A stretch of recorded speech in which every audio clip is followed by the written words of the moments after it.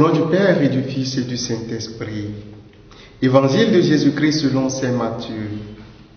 En ce temps-là, Jésus disait à ses disciples, lorsque vous priez, ne rabâchez pas comme les païens. Ils s'imaginent qu'à force de paroles, ils seront exaucés. Ne les imitez donc pas, car votre Père sait de quoi vous avez besoin avant même que vous l'ayez demandé. Vous donc, priez ainsi. Notre Père qui est aux cieux, que ton règne vienne, que ta volonté soit faite sur la terre comme au ciel. Donne-nous aujourd'hui notre pain de ce jour. Remets-nous nos dettes, comme nous-mêmes nous remettons leurs dettes à nos débiteurs. Et ne nous laisse pas entrer en tentation, mais délivre-nous du mal. Car si vous pardonnez aux hommes leurs fautes, votre Père céleste vous pardonnera aussi. Mais si vous ne pardonnez pas aux hommes, votre Père non plus ne pardonnera pas vos fautes. Acclamons la parole de Dieu. Louange à toi, Seigneur Jésus. Frères et sœurs en Christ, nous ne sommes pas sans savoir que la charité ou l'aumône, la prière et le jeûne sont les trois piliers du temps de carême que le Christ a lui-même enseigné à ses disciples. Après les avoir instruits sur la nécessité de la charité envers les pauvres, les démunis, les sans-abri, les nécessiteux, Jésus ce matin nous enseigne comment prier.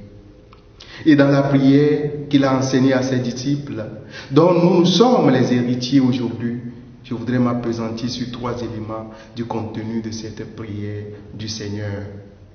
D'abord, il est dit dans cette prière du Seigneur, donne-nous aujourd'hui notre pain quotidien.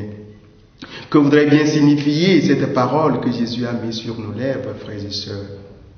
Cela, à mon sens, signifie tout simplement que lorsque nous disons « Donnez-nous aujourd'hui notre pain de ce jour », nous n'avons pas à avoir un regard ambitieux.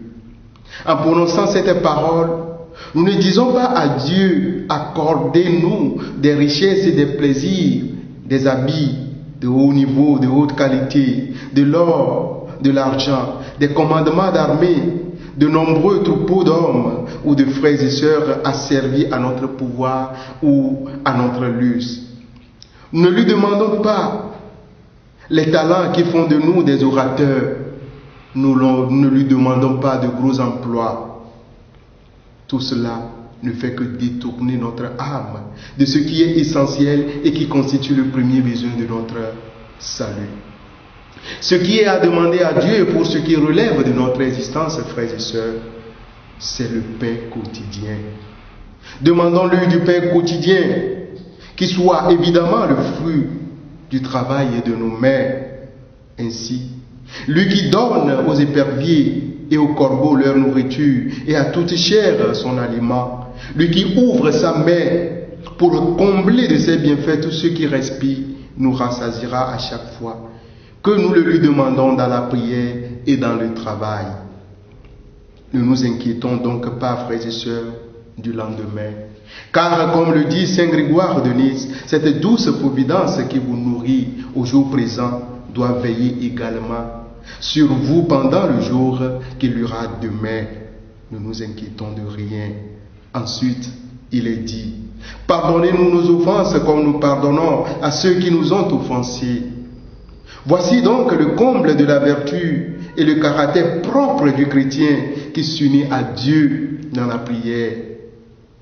Qui sommes-nous, frères et sœurs, pour Dieu, pour qu'il mette sur nos lèvres mortelles ces paroles du pardon qui lui sont réservées à lui et à lui seul.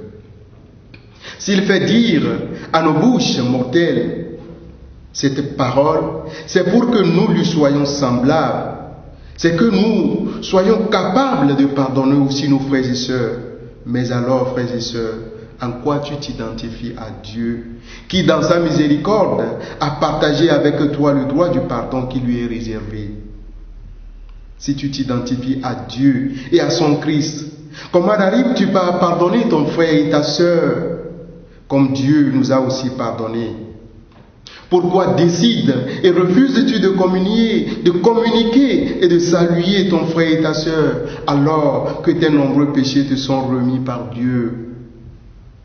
Mon cher, ma chère, cette prière du Seigneur est pour les enfants de Dieu qui sont capables de pardonner leur prochain, quel que soit le péché commis. Enfin, il est dit dans cette prière du Seigneur, et ne nous laisse pas entrer en tentation. Ne nous exposez pas à la tentation, mais délivre-nous du mal.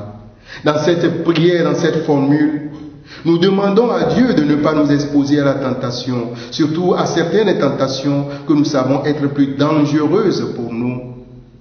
Mais quel effort faisons-nous personnellement, frères et sœurs, pour ne pas tomber dans ces tentations, alors que nous connaissons très bien nos points de chute, nos lieux de faiblesse.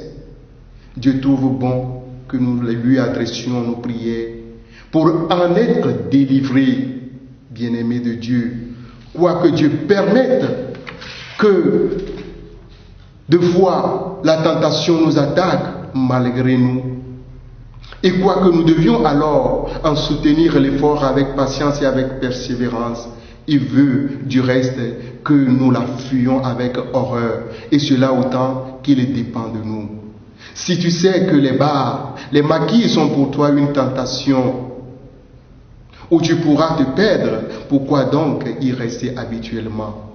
Si tu es conscient que tu es exposé aux tentations, même les plus violentes, si tu sais que l'argent, l'alcool, le téléphone, la loisiveté, la mauvaise compagnie, les pratiques contre nature constituent pour toi une tentation, pourquoi donc ne prenez-vous pas aucune des mesures pour vous en défendre? Donne ta vie à Dieu.